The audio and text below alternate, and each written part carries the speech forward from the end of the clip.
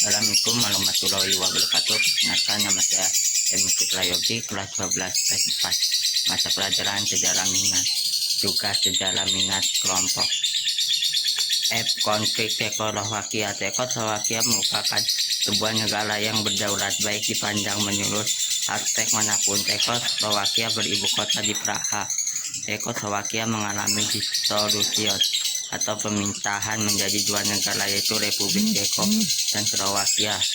Sejarah panjang bagi negara ini dalam memutuskan untuk melakukan pemecahan.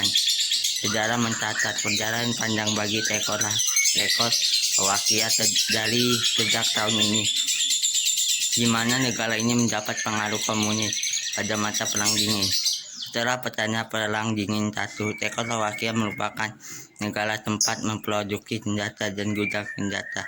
Pada Perang Dunia II, Cekoslowakia jatuh di tangan Jerman.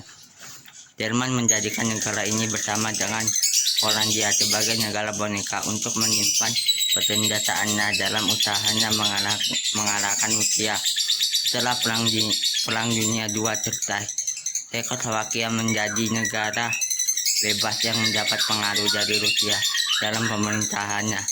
Namun setelah Perang Dingin usai, Cekoslowakia mengubah pemerintahannya menjadi sebuah pemerintahan yang berbentuk republik. Sejak usainya Perang Dingin, banyak terjadi perpecahan di antara anggota parlemen yang mendukung desentralisasi dan yang tidak mendukung desentralisasi.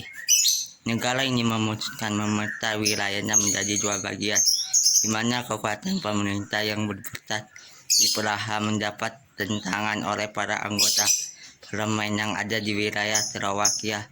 Pada 1989 terjadi demonstrasi yang ditutur tekanan dari rakyat untuk melakukan reformasi politik. Sadar apabila dengan melawan demonstran hanya akan memancing permasalahan yang lebih besar. Pemerintah Cekoslowakia akhirnya mengizinkan pembentukan pemerintahan koalisi dengan kubu oposisi non-komunis. Terbentuknya pemerintahan koalisi kemudian diikuti dengan naiknya Václav Havel sebagai presiden dari Cekoslowakia pada bulan Desember 1989. Periode dari komunis ke demokratis ini kemudian dikenal dengan nama Revolusi Brudru atau dikenal juga dengan Revolusi Perpet yang terjadi pada 17 November sampai 29 Desember 1989. Pada perkembangannya, Ceko dan Slovakia memisahkan diri dan membentuk negara baru. Proses disintegrasi Cekoslowakia. Republik Sosialis Cekoslowakia dibentuk pada 1918. Negara ini terdiri atas dua etnis, yaitu Ceko dan Slovakia. Pada 1988 terjadi perubahan cukup signifikan di Cekoslowakia. Sebagai Perdana Menteri, Milošević tidak mampu memenuhi tuntutan perubahan yang diajukan rakyat Cekoslowakia. Selanjutnya Milošević digantikan oleh Karel Urbanek. Pergantian Perdana Menteri yang terlalu singkat menyebabkan perubahan pemerintahan Cekoslowakia. Selain itu, perbedaan kepentingan antar etnis mendorong terjadinya disintegrasi Cekoslowakia. Akhirnya pada 25 November 1992 Cekoslowakia resmi berpecah menjadi Republik Ceko dan Republik Slovakia. Dampak disintegrasi Cekoslowakia. Disintegrasi Cekoslowakia berdampak bagi kehidupan masyarakat Ceko dan Slovakia. Meskipun demikian, kedua negara tersebut tetap melakukan kerjasama bilateral. Beberapa dampak yang dirasakan masyarakat Ceko dan Slovakia sebagai berikut. 1.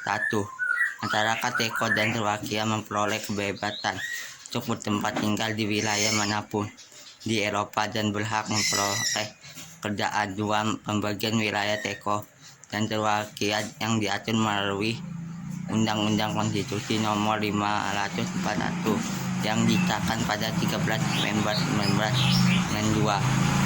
Pembagian kekayaan negara meliputi perlengkapan militer negara, angkutan berat, dan kas negara.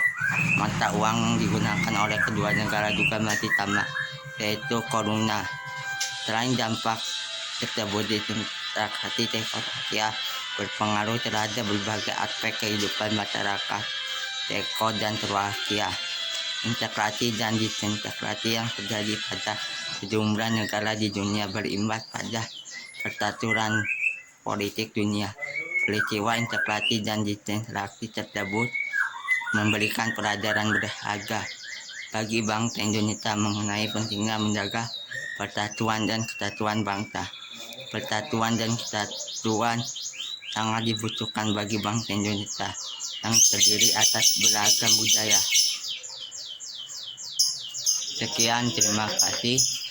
Apabila ada salah kata, saya mohon maaf pada Allah. Saya mohon ampun. Wabillahi taufiq wal hidayah. Assalamualaikum warahmatullahi wabarakatuh.